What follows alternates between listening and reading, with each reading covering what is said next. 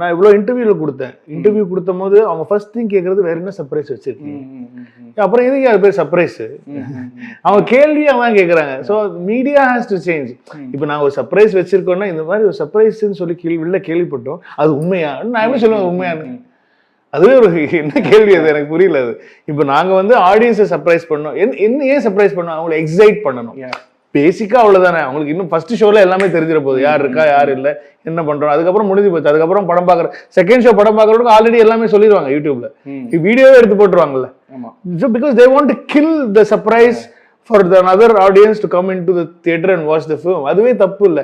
First எடுத்தானே இதுதான்டா தளபதியோட title card, இதுதான்டா ஓப்பனிங் இன்ட்ரோ, இது எல்லாத்தையும் எடுத்து போட்டுறாங்களே. Why are they doing it? Because to kill the excitement for the other fan, other audience. வந்து நீ சாவு, எனக்கு அதை பத்தி கவலை இல்லை, நான் ஃபேமஸ் ஆகணும், இதுதான் அவங்க